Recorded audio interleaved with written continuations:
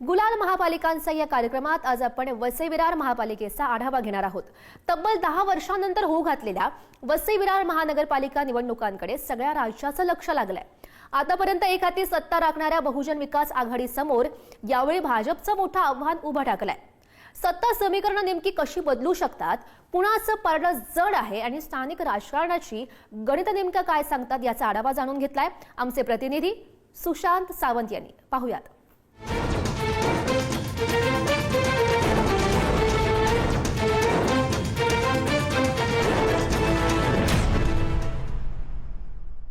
वसई विरार मुंबईपासून 63 किलोमीटर अंतरावर वसलेलं हे शहर, केळ्यांच्या बागासाठी प्रसिद्ध असलेले हे शहर आता राजकीय दृष्ट्या देखील तितकंच प्रसिद्ध होत आहे।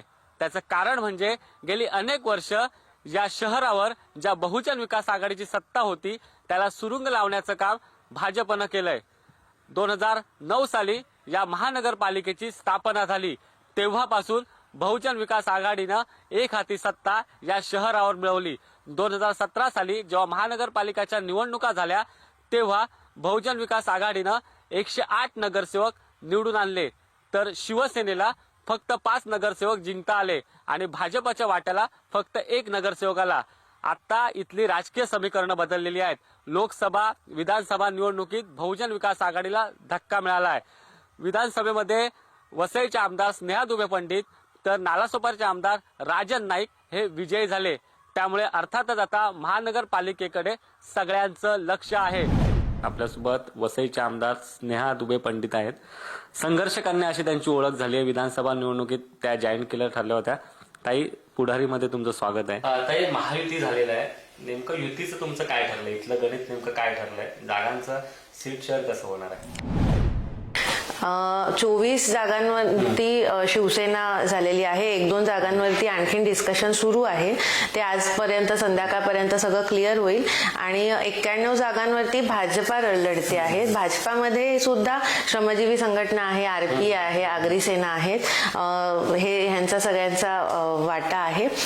तर त्यामुळे अशी आता आमची युती झालेली आहे आणि आता आम्ही इलेक्शनला सामोरं जात आहोत। आम्ही फक्त विकासाचा मुद्दा घेऊन जाणार आहोत। वसईच्या केंद्रामध्ये आपली सत्ता आहे महायुतीची, राज्यामध्ये सत्ता आहे आणि अनेक योजना केंद्रामधनं येतात, पण जोपर्यंत खाली महानगरपालिका किंवा स्थानिक स्वराज्य संस्थांमध्ये त्या पक्षाची सत्ता नसते तोपर्यंत ती योजना खालपर्यंत जाऊ शकत नाही। हाच एक मुद्दा आम्ही महत्वाचा मुद्दा घेऊन जाणार आहोत की जर केंद्राचे आपल्याला निधी हवा असेल तर महानगरपालिकामध्ये सत्ता असणं गरजेचं आहे। आपल्याला मेट्रो हवी असेल तर आपल्याला सत्ता असणं गरजेचं आहे। कोस्टल रोड आता येतो आहे, कोस्टल रोडमध्ये जवळपास लाखो करोड रुपये केंद्र सरकार आणि राज्य सरकार टाकणार आहे, त्यासाठी आपल्याला महानगरपालिका हवी आहे। आता हॉस्पिटल, मल्टीस्पेशालिटी हॉस्पिटल आपण जे आता मंजूर केलं ते सगळ्यांना माहिती आहे की गेल्या 1 वर्षभरामध्ये आम्ही दोन्ही आमदारांनी त्याचा पाठपुरावा करून ती जागा आता हस्तांतरित, विनामूल्य हस्तांतरित करून घेतली आहे। तिथला आता टेंडर निघालेला आहे, त्याच्यामुळे लवकरच हॉस्पिटल सुद्धा मिळणार आहे आपल्याला।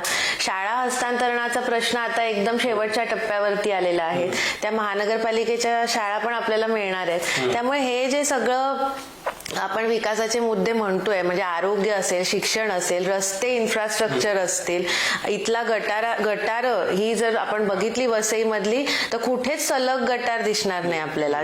थोड्या थोड्या अंतरावर गटार आहे, मग तिकडे ते बंद झालेले आहे, STPs नाही आहेत। तर हे सगळं शहराचं पूर्ण नियोजन, घनकचऱ्याचं नियोजन, गटारांचं नियोजन, STPचं नियोजन, आरोग्याचं नियोजन, इन्फ्रास्ट्रक्चरचं नियोजन, शिक्षणाचं नियोजन, हे जर सगळं सुनियोजित विकास करायचा असेल तर महानगरपालिकेवरती भारतीय जनता पार्टी आणि महायुतीची सत्ता येणं महत्वाचं आहे।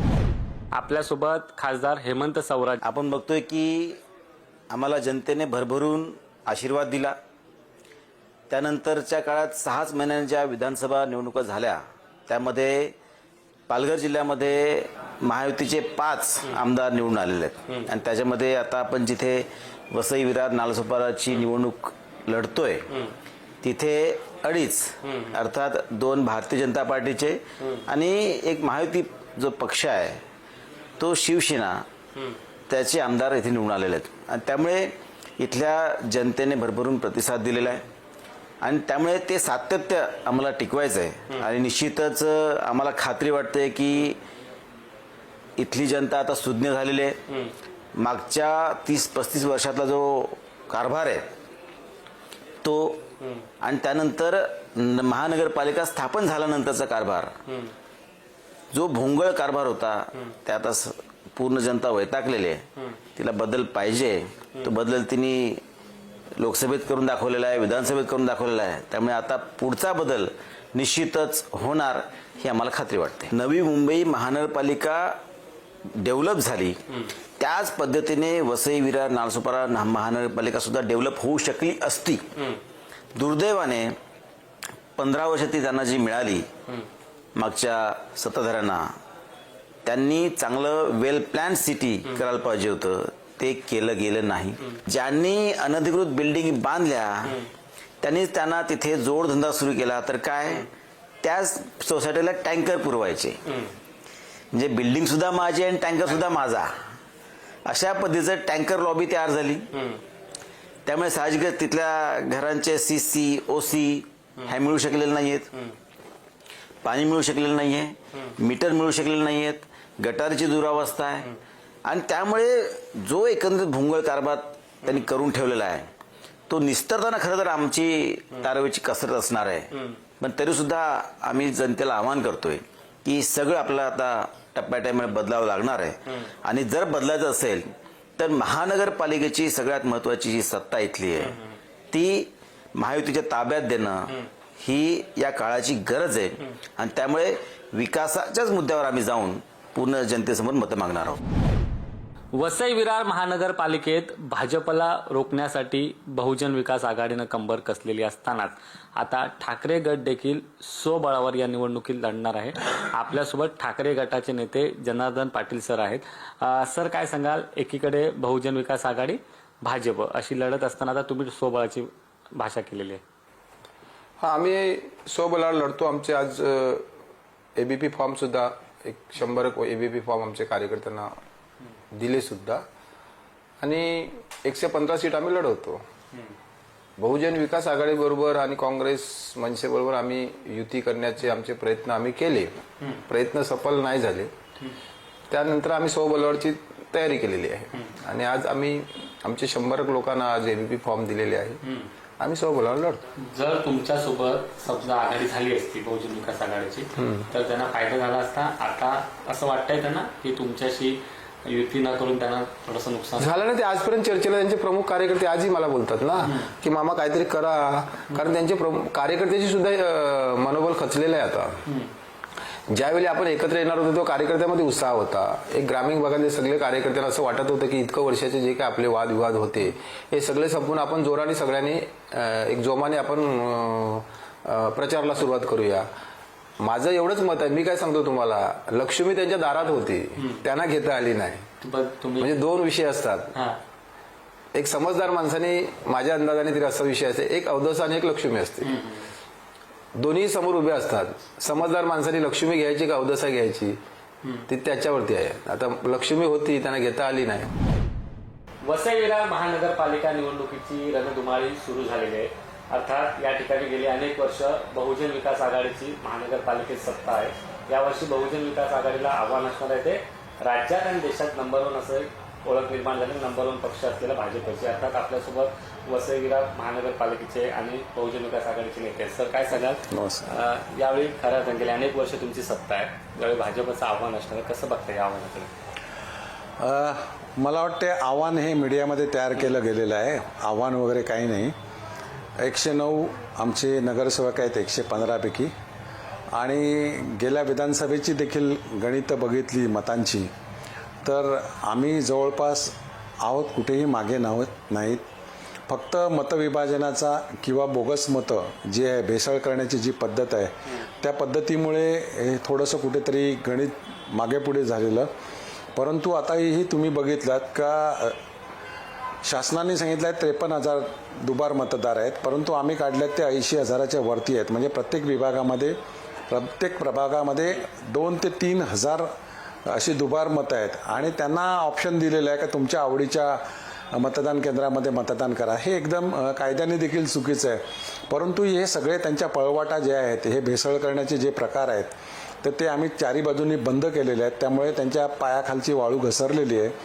त्यामुळे एन केन प्रकारे एक तर युती होऊ नये आमची कोणाबरोबर, समविचारी पक्षाबरोबर, म्हणून त्यांच्या पद्धतीने सगळे प्रयत्न ते करतायत. परंतु कितीही त्यांनी काही केलं तरी सुद्धा समविचारी पक्ष एकत्र येणार आणि 115 पैकी 115 सीट ह्या निवडून येणार बहुजन विकास आघाडी आणि त्यांचे जे सहयोगी पक्ष आहेत त्यांचे. गेल्या 1 वर्षामध्ये बराचसा भ्रमनिरास झालेला आहे आणि गेले 35 वर्ष विधान परिषदेचे असतील किंवा राज्यसभेचे असतील किंवा खासदार असतील किंवा पालकमंत्री असतील किंवा सर्वात महत्त्वाचं की MMRDA या विभागासाठी नेमलेले आहे 76 पासून आणि त्याचे अध्यक्ष हे मुख्यमंत्री असतात. परंतु या विभागासाठी किंवा या संपूर्ण मुंबईच्या बाजूच्या परिसरासाठी या लोकांनी अजिबात काहीही केलेलं नाही. त्यामुळे मुंबई शहराच्या आजूबाजूला जेवढी शहरं आहेत तिकडे बकाल स्थिती निर्माण झाली. त्यातल्या त्यात वसई विरारमध्ये आम्ही थांबवण्याचा प्रयत्न केला, थोपवण्याचा प्रयत्न केलेला आहे.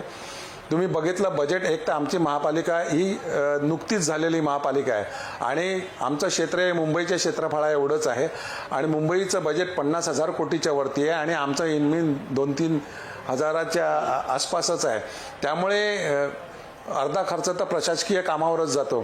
तरी देखील आम्ही महत्त्वाच्या ज्या गोष्टी आहेत, पाणी आहे, परिवहन आहे, रस्ते आहेत, डम्पिंग ग्राउंड आहे आणि पुढील 50 वर्षामध्ये पाण्याची कमतरता राहणार नाही अशी देखील सोय करून ठेवलेली आहे. तर अशा अनेक गोष्टी आम्ही केलेल्या आहेत आणि त्यामुळे जनतेला आमच्यावर विश्वास आहे की लोकनेते हितेंद्र ठाकूर ज्यावेळी 90ला निवडून आले तेव्हा पाणी किती होतं, रस्ते काय होतं, संपूर्ण परिसरामध्ये काय काय होतं आणि या 35 वर्षामध्ये मोठ्या प्रमाणामध्ये पाणी असेल किंवा अन्य सुविधा असतील या मुंबईच्या तुलनेने जरी कमी वाटत असल्या तरी अन्य ज्या या विरोधी पक्षांच्या ज्या नगरपालिका आहेत किंवा महापालिका आहेत त्यांच्यापेक्षा फार उजवं काम ही वसई विरार महापालिकेने केलेलं आहे. पालिका निवडणुकांची रणधुमाळी सुरू आहे. अर्थात सगळ्या 29 महानगरपालिकांसाठी निवडणुका होत आहेत. राजकीय चर्चा सर्वाधिक रंगतात त्या कुठे, एकतर चहाची टपरी आणि दुसरं म्हटलं तर सलून. मी आता वसई विरार महानगरपालिकेत आहे. या ठिकाणी एक सलून आहे, त्या ठिकाणी मी आलेलो आहे. आपण बघितलं असाल तर नेहमी राजकीय चर्चा म्हणजे देशाच्या राजकारणावर असेल, महाराष्ट्राच्या राजकारणावर विशेषतः बोललं जातं. हे प्रामुख्याने सलूनमध्ये विविध राजकीय चर्चा होत असतात. मी आता सलूनमध्ये आपण काही लोकांशी बोलणार आहोत. काय सांगाल, सध्या निवडणुकांची धामधूम सुरू आहे, वसई विरार महानगरपालिका निवडणूक देखील होते, काय नेमकं इथे चित्र दिसतंय? चित्र देखने जाएंगे तो भाजपा का ही दिख रहा है. गत कुछ पार्टियों ने जो यहाँ पे सत्ता पे राज किए उन्होंने कोई विकास नहीं किया और जनता अब उनसे ऊब चुकी है. इसलिए पूरी तरीके से अगर देखने जाएंगे तो भाजपा का महापौर यहाँ पे बैठने वाला है. विकास जनता को चाहिए, भाजपा का महापौर बैठने के बाद ही ये पॉसिबल है. इथलं चित्र सांगण्याची गरज नाही. बहुजन विकास आघाडी गेले 35 वर्ष वसई तालुक्यामध्ये, पालघर जिल्ह्यामध्ये आहे. गेल्या वेळेला आमच्या 109 सीट होत्या महापालिकेमध्ये, ह्या वेळेला 100% 115 येणार आहेत आणि फक्त विकासावर आणि विकासाच्या मुद्द्यावर ही निवडणूक लढली जाणार आहे आणि विकासाच्या मुद्द्यावर लोक आमच्या जोडीला आहेत. 100% लोक आम्हाला प्रतिसाद देणार आणि आमचा महापौर काय एक हाती आमची सत्ता बहुजन विकास आघाडीची ह्या महापालिकेत बसणार. सर्वसामान्य म्हणून आता इकडे मी गेले 15 वर्ष राहतोय. 15 वर्षाप्रमाणे बघतोय तर बहुजन विकास आघाडी आमच्या एका सेकंदामध्ये जर कोणाला कॉल केला, नगरसेविका म्हणा किंवा अजून कोणाला, तर 2 मिनिटात आमचे कामच संपन्न होतात आणि सगळ्या गोष्टी व्यवस्थित करून देतात. या एरियातील 22-25 वर्षाचा रहिवासी आज आप्पांनी म्हणजे लोकनेते जे आहेत हितेंद्र ठाकूर यांनी जो विकास घडवला. पूर्वी आमची परिस्थिती एवढी वाईट होती ना की आमच्याकडे 2 दिवसाला पण पाणी पुरत नव्हतं, 1 दिवस पाणी येत नव्हतं. आज आम्हाला सफिशियंट पाणी मिळतंय. रोड रस्ते आता काय माहितीये का, शेवटी आमचं घर जर असतं ना, 5 लोकांचं घर असतं आणि 10 पाहुणे आले ना का एकत्र जी हाल होतात ना, ते आमच्या वसई तालुक्याची अवस्था आहे. आता त्याला आपण तरी काय करणार, एवढा तरी पण आपण जे मॅनेज केलं, जे काय केलं ते वखाणण्याजोगं आहे आणि हा इतिहास वसई तालुक्यातले लोक कधीही 100 वर्ष मरेपर्यंत विसरणार नाहीत. आप्पा इज आप्पा, 1 नंबर आप्पा. 1991 मध्ये मी इकडे आलेलो तेव्हा इकडे टांगा चालत होता, रिक्षाने टांगा. तर ते रोड कसा असावा आणि आताच्या हे तुम्ही विकास बघा. 36 वर्षामध्ये काय काय झालंय. डायरेक्ट स्टेशन ते पंचालनगर बिल्डिंग होती आणि तिकडून ते डायरेक्ट गाव दिसत होता. रात्री जायला पण आम्ही घाबरायचो. पण आता बघा कोणाची ताकद नाही काय सांगायला. हे काय बोंबलतात फुकटचे, मोदीच्या नावावरतीच बोंबलतात हे लोक. बाकी डायरेक्ट सत्ता यांची यायची गरज नाही, येणारच नाही. मच्छीमारीच्या नेमक्या काय तुम्हाला समस्या आहेत आणि आता काय व्हावं असं वाटतं? मच्छीमारीच्या तशा भरपूर समस्या आहेत. भरपूर म्हणजे आता कमी पडतील असं टाइम कमी पडेल. मच्छीमारी कसं इकडे आम्हाला बर्फाचा शॉर्टेज आहे. बर्फाचा रस्त्यावरती अतिक्रमण आहे. 2-2 मोठी मार्केट आहेत. ते मार्केट असल्यामुळे तुम्ही बघितलं आता ट्रॅफिक किती होते, म्हणून ते रस्ते अरुंद झाले पाहिजे ही आमची मागणी आहे. हा. तसं काम चालू आहे ताईच्या आणि आपल्या सावरा साहेबांच्या याच्याने काम चालू आहे. आणि आम्ही बर्फाची जे आपल्या समस्या आहे म्हणजे कारखाना पाहिजे आम्हाला, बरंचसं आम्हाला शॉर्टेज पडतो. त्याचे पण निवेदन आम्ही ताईंकडे दिलंय. पहिली गोष्ट म्हणजे बर्फ पुरवठा कमी असतो. मच्छीमारी लोकांच्या समस्या भरपूर आहेत. बर्फाचा पुरवठा योग्य व्हावा म्हणून आम्ही नवीन आईस फॅक्टरीची मागणी केलेली आहे. ते सावरासाहेब आणि आमच्या माननीय जे आमदार ताई आहेत स्नेहताई, त्यांनी ते करायचं मान्य केलेलं आहे आणि त्या वेळोवेळी आम्हाला सहकार्य करतात. गावाचा विकास व्हायला पाहिजे. गावाचा विकास चाललाय, असं कामं पण चालल्यात व्यवस्थित, रोडची पण कामं चालल्यात. आधीच्या तुलनेत आता कामं होतात, आधी होत नव्हते असं तुम्हाला पक्काच बदललाय आताचा. इथल्या लोकांच्या समस्या काय आहेत, शहराचा विकास झालाय का, याबाबत आपण जाणून घेणार आहोत. इथले काही स्थानिक पत्रकार आहेत जे गेली अनेक वर्ष वसई विरार महानगरपालिका कव्हर करतायत, इथलं राजकारण कव्हर करतायत. सुरुवातीला आपले प्रतिनिधी आहेत स्थानिक, विपुलकडे जाणार. विपुल, यावेळची राजकीय गणितं कशी असतील? यावर्षी जर आपण जर पाहिलं तर ही निवडणूक जी आहे ती 10 वर्षानंतर ही निवडणूक होते.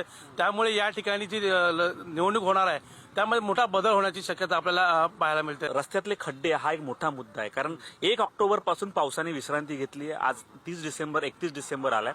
शहरात अजूनही 70 ते 80% खड्डे आहेत.